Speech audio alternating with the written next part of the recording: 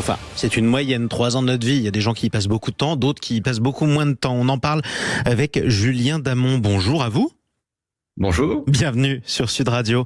Vous êtes sociologue. Vous publiez cet essai Toilettes publiques, essai sur les commodités urbaines. C'est publié aux presses de Sciences Po. On parle des Vespasiennes, des toilettes publiques, de celles qu'on cherche et celles parfois qu'on ne trouve pas. Tiens, qui d'ailleurs n'est jamais arrivé dans un café en demandant s'il pouvait prendre un café uniquement pour aller aux toilettes parce qu'il n'y en avait pas dans la rue. Vous racontez énormément de choses. Vous nous faites l'histoire notamment de ces toilettes publiques. Juste une première question, j'ai employé ce terme qu'on a tous entendu au moins une fois, Vespasienne. Pourquoi on appelle ça Vespasienne? C'est quand même très élégant comme terme. Oui, c'est assez chic. C'est en référence à l'empereur Vespasien qui, au tout début de notre ère, a fait de l'inventivité fiscale. Il a créé une taxe sur la collecte des urines.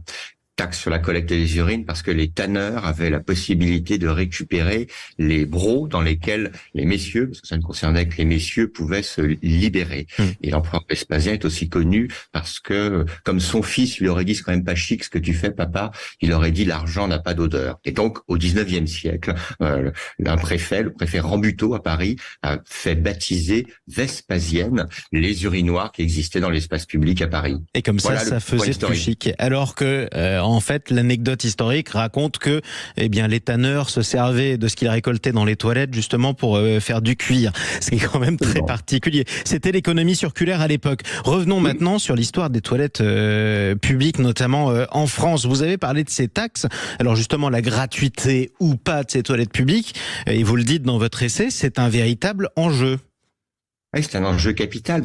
Regardez, si il faut passer environ 5 fois par jour par des toilettes publiques qui seraient à 1 euro. On va faire des mathématiques très compliquées du dimanche matin. Ça veut dire que ça vous coûte 5 euros par jour. Si vous êtes sans abri, vous n'avez pas d'édicule pour chez vous pouvoir vous libérer, vous exonérer, ça va vous coûter 5 euros par jour fois 30, ça fait 150 euros, ça fait un quart de RSA. Donc c'est cher, c'est très cher pour ceux qui en ont le plus besoin. De surcroît, on n'a pas tous la monnaie sur nous, on n'a pas tous la carte bancaire parce que désormais les installations fonctionnent aussi de manière dématérialisée. Les touristes n'ont pas forcément la monnaie locale, etc., etc.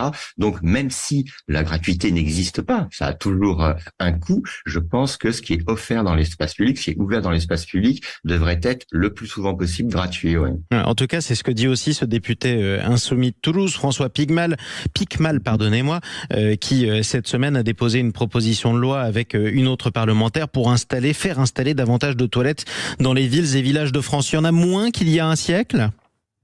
Alors, il y en a moins qu'il y a un siècle, en effet, parce qu'il y a un siècle, le premier constat, c'est que il y en avait beaucoup, beaucoup moins dans nos appartements, donc et dans nos maisons. Donc, c'était davantage nécessaire que d'avoir des installations dans l'espace public. Il y en avait même pas dans les maisons, d'ailleurs. La plupart du temps, on devait sortir. C'était dans le jardin. C'était dans le jardin. Quand vous étiez à Paris, comme il y avait déjà beaucoup de densité d'immeubles, il n'y avait pas de jardin, donc ça passait par les fenêtres ou par des systèmes de pots de chambre qu'on versait quand même directement dans les caniveaux et les égouts. Mais c'était il n'y a pas si longtemps que ça. Juste après-guerre, en 1945, 80% des habitations, je répète, 80% n'avaient pas de WC. Aujourd'hui, c'est 100%. Donc on en aurait moins besoin puisque nous serions tous équipés chez nous. Mais nous sommes tous davantage mobiles. Et point assez capital, parce que vous me posiez la question il y a un siècle, vous aviez essentiellement ces Vespasiennes dans Paris et puis dans le reste de la France, le reste des villes. Mais ces Vespasiennes, elles étaient essentiellement pour les messieurs. On a créé aussi, c'était plus joli, vous aviez parlé de choses chic tout à l'heure, des chalets de nécessité pour que dames et messieurs puissent être plus à l'aise, en tout cas pour que ceci puisse être accessible aux dames. Mais ce qui s'est passé, c'est que pendant les 30 Glorieuses, en réalité, on a quasiment mis fin à ces nécessités, à cette offre pour les nécessités les plus basiques. Il y a eu une révolution dans les années 80, c'est la révolution de Monsieur Decaux. Exactement, la révolution d'Alain Decaux précisément. Alors décrivez-la cette révolution. Jean-Claude Decaux, pardon. Excusez-moi, oui, je vous ai confondu. J'ai confondu le sociologue, excusez-moi. Joli lapsus, en tout cas, merci de m'avoir corrigé. La révolution Jean-Claude Decaux. Alors décrivez-la cette révolution parce qu'elle est importante.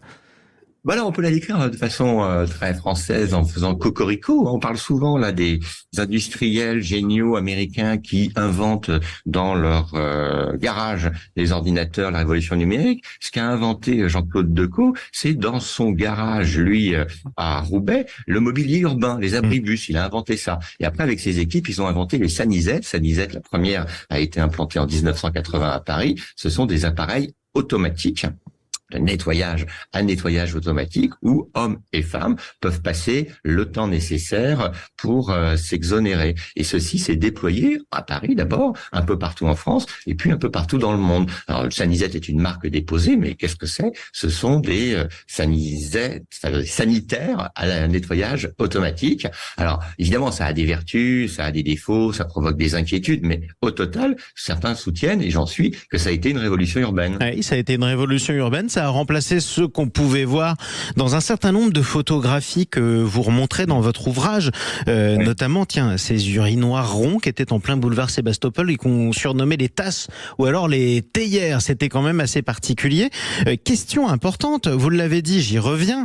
Vous parlez des toilettes publiques comme signe aussi d'inégalité. Alors, inégalité entre les hommes et les femmes, parce que la plupart des toilettes publiques et des urinoirs, c'était pour les hommes. Il n'y en avait pas pour les femmes dehors avant. Exactement.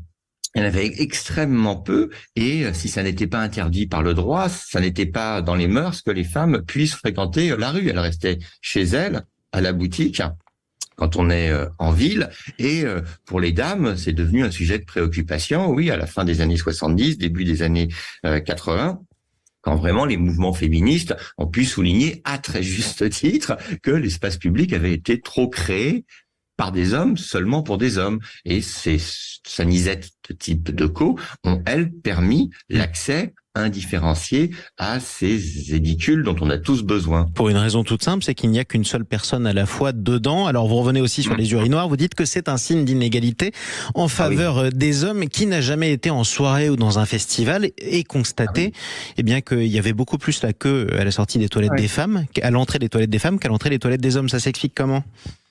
Alors, ça s'explique parce que les dames ont davantage besoin de temps aux toilettes. D'abord, elles y passent davantage de temps parce que il faut davantage se dévêtir. Alors, je fais pas la démonstration pour nous, messieurs, c'est beaucoup plus simple. Il suffit de baisser sa braguette. Pour les dames, il faut en effet passer davantage de temps pour se préparer à l'acte. Ensuite, pour les femmes, il y a des périodes dans le mois, il y a des périodes dans la vie d'une femme, par exemple les grossesses, où il faut y aller plus souvent. Mais le truc très simple, c'est que oui, un urinoir, c'est très efficace, ça va très vite. Pour le reste, pour les femmes, eh bien, il faut ce temps qui est plus important. Donc, si vous mettez le même nombre de mètres carrés de service pour les femmes et le même nombre de mètres carrés pour les hommes, vous aboutissez toujours à ce que nous vivons tous, que ce soit à l'opéra, au concert de hard rock, dans la rue, dans un grand magasin, où que ce soit, vous avez des files d'attente plus importantes pour les dames. Et moi, ça m'épate parce que on passe son temps à parler des inégalités hommes-femmes, on se crêpe le chignon sur plein de dossiers sur les inégalités hommes-femmes, et ça, c'est le plus visible, le plus immédiat et le plus troublant. Et notamment parce que c'est aussi celui dont on ne parle pas si souvent que ça, sauf dans des occasions assez rares, comme ici sur Sud Radio. Merci Julien Damon. Merci pour cet éclairage. Mes excuses évidemment au regretté Alain Decaux et au regretté Jean-Claude Decaux pour ce lapsus mémorable. Je rappelle Julien Damon que vous êtes sociologue, auteur de ce livre Toilettes publiques, essai sur les commodités urbaines. C'est publié aux presses de Sciences Po. Restez avec nous. On se retrouve dans quelques instants, dans quelques